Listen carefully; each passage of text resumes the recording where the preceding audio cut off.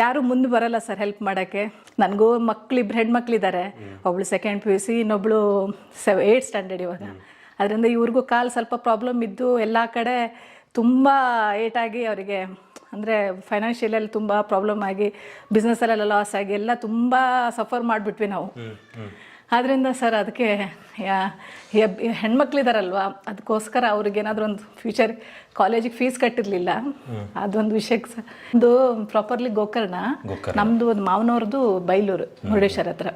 ನಿಮ್ಮ ಯಜಮಾನ್ರು ಏನು ಮಾಡ್ತಾರೆ? ಅವರು ಇವಾಗ ಇಷ್ಟು ದಿನ ರೆಸ್ಟಲ್ಲಿದ್ದರು. ಅಲ್ಲಿ ಡಾಕ್ಯುಮೆಂಟ್ಸ್ ಎಲ್ಲ ಇದೆ ಹಾಸ್ಪಿಟಲ್ದು.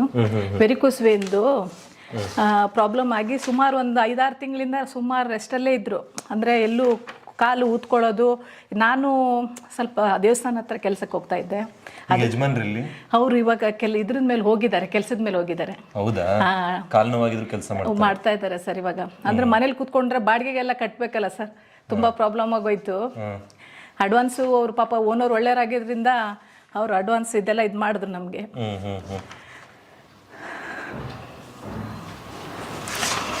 ಏನಂತ ಹೇಳಿದ್ದಾರೆ ಡಾಕ್ಟರ್? ಅದೇ ಆಪರೇಷನ್ ಮಾಡಬೇಕು ಅಂತ ಹೇಳಿದ್ದಾರೆ.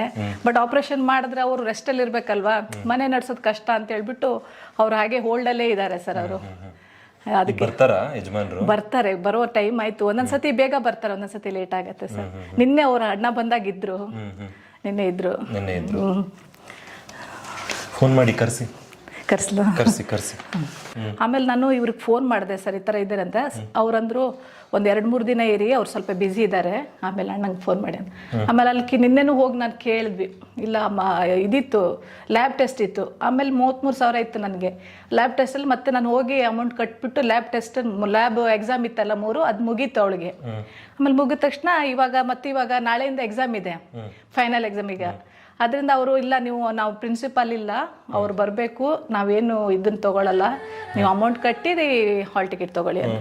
ಮಕ್ಕಳು ಮಾತಾಡ್ಸೋಣ, ನಿಮ್ಮ ಯಜಮಾನರು ಮಾತಾಡ್ಸೋಣ, ಸರಿ ಸರ್, ಹೆಂಗೆ ಏನು ಅಂತೆಲ್ಲ ಕೇಳಿ ಇದು ಮಾಡೋಣ. ಆಯ್ತು ಸರ್, ಎಷ್ಟು ಅವಶ್ಯಕತೆ ಇದೆ ಅಷ್ಟರಲ್ಲಿ ನಮ್ಮ ಕೈಲಾದಷ್ಟು ಎಷ್ಟಾಗುತ್ತೋ ಅಷ್ಟೆಲ್ಲ ಮಾಡ್ತೀವಿ. ಸರಿ ಸರ್, ನನ್ನ ಮಕ್ಕಳಿಗೆ ಒಂದು ಸ್ಕೂಲ್ ಅವಳಿಗೆ ಕಾಲೇಜಿಗೆ ಒಂದು ಇದು ಹೆಲ್ಪ್ ಹಾಲ್ ಟಿಕೆಟ್ ಕೊಡಲ್ಲ ಅಂತ ಹೇಳಿದ್ದಾರೆ ಸರ್. ಇವಾಗ ಅವ್ರೇನು ಓದ್ತಿದ್ದಾರೆ? ಅವಳು BNM college second PUC PCMC ತಗೊಂಡಿದ್ದಾರೆ.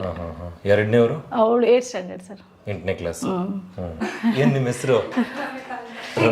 ನಾನು ಚೆನ್ನಾಗಿದ್ದೀನಿ, ನೀವು? ಬನ್ನಿ ಪುಟ್ಟಿ. ಹೇಳಿದ್ರು ಅಮ್ಮ ಎಲ್ಲ ಹೇಳ್ತಾ ಇದ್ರು, ಒಳ್ಳೆ ಪರ್ಸೆಂಟೇಜ್ ತೆಗೆದಿದ್ದೀರಂತೆ, 95%. ಸಂಸಾರ ನಡೆಸೋದು ಎಷ್ಟು ಕಷ್ಟ ಇದೆ.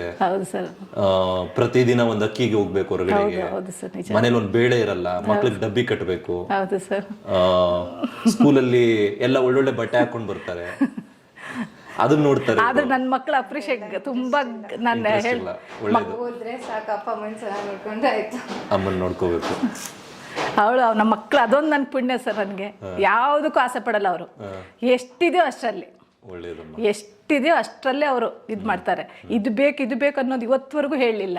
ಅವ್ರ ಅಪ್ಪ ತುಂಬ ಆಸೆ ಇದ್ದಾಗಲೇ ಚೆನ್ನಾಗಿ ಮಾಡಿದ್ದಾರೆ.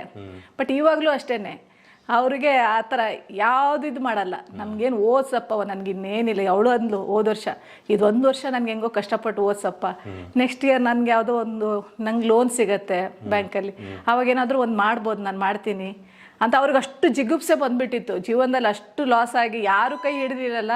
ಆ ಟೈಮಲ್ಲಿ ಏನೋ ಬೇಡ, ನಾವು ಯಾರ ಮೇಲೆ ಡಿಪೆಂಡ್ ಇರೋದೇ ಬೇಡ, 4 ಜನ ಹೋಗ್ಬೇಡ ಅಂತ ಆ ಸ್ಥಿತಿಲಿ ಬಂದ್ಬಿಟ್ರು ನಮ್ಮ ಮನೆಯವರು.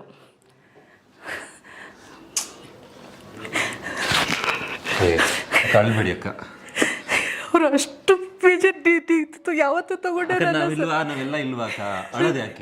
ಯಾರ ಮೇಲೆ ಈಗ ನಿಮ್ಮನ್ನ ನೋಡಿ ಪುಟ್ಟಿ ಹೇಳ್ತಾರೆ, ಯಾರ ಮೇಲೂ ಡಿಪೆಂಡ್ ಮಾಡೋದು ಬೇಡ, 4 ಜನ ಹೋಗ್ಬೇಡ, ನಾನು ಯಾರ ಮೇಲೂ ನನ್ನ ಮಕ್ಳಿಗೆ ಡಿಪೆಂಡ್ ಆಗಿರಕ್ಕೆ ಇಷ್ಟ ಇಲ್ಲ ಅಂತ ಅಂದ್ಬಿಟ್ರು. ಆವಾಗ್ಲೇ ನಾನು ಡಿಸೈಡ್ ಮಾಡ್ಬಿಟ್ಟೆ, ನೀನ್ ಹೆದರ್ಬೇಡಿ ಸರ್. ಅಳ್ಬೇಡಿ ಅಕ್ಕ, ಯಾಕೆ ಹೇಳ್ತೀರಿ? ಇಲ್ಲಿ ಎಷ್ಟು ಮುದ್ದಾದ ಮಗಳಿದ್ದಾಳೆ, ಆಮೇಲೆ ಚೆನ್ನಾಗಿ ಓದ್ತಾಳೆ, ಎಲ್ಲದಕ್ಕಿಂತ ಹೆಚ್ಚಾಗಿ ನಿಮ್ಮನ್ನ ನೋಡ್ಕೋತಾಳೆ, ಚೆನ್ನಾಗಿ ಓದಿ ಒಂದು ಕೆಲಸ ತಗೋತಿರಲ್ವೇನ್ರಿ? ಒಂದು ಕೆಲಸ ತಗೋತಾರೆ, ಚೆನ್ನಾಗಿ ಓದಿ ಚೆನ್ನಾಗಿ ಮಾಡ್ತಾರೆ. ಎಲ್ಲ ಗಂಡು ಮಕ್ಳಿಗೆ ಅಷ್ಟು ಬೆಲೆ ಇಲ್ಲ. ಇಲ್ಲ ಸರ್, ನಾನು ನಿಜವಾಗ್ಲೂ ಗಂಡು ಮಕ್ಳಿದ್ರೆ ನಾನು ನಂಬ್ತೀರಾ ಇಲ್ವಾ ಸರ್? ನಾನು ಬಂದಿಲ್ವಾ? ಧೈರ್ಯವಾಗಿರ್ಬೇಕು ಅಕ್ಕ, ಧೈರ್ಯವಾಗಿರಿ. ಇವಾಗ ಧೈರ್ಯವಾಗಿದ್ದೀನಿ ಸರ್ ನಾನು. ಇವಾಗ ಅಳಬಾರ್ದು, ಯಾಕಂದ್ರೆ ಅವಳಿಗೆ ಹಾಲ್ ಟಿಕೆಟ್ ಸಿಕ್ಕಿಲ್ಲ ಅಂತ ಸಿಕ್ಕಿಲ್ಲ ಅಂದಾಗ ಎಷ್ಟು ನಾನು ಸಫರ್ ಮಾಡಿದ್ದೀನಂದ್ರೆ ನನ್ಗೆ ಗೊತ್ತು ಸರ್. ಅದು ಒಂದು ವಾರದಿಂದ ಎಲ್ಲರಿಗೂ ಕಾಲ್ ಮಾಡ್ಕೊಂಡ್ಬಂದೆ, ಒಬ್ಬರು ನನಗೆ ಸಪೋರ್ಟ್ ಮಾಡಿಲ್ಲ.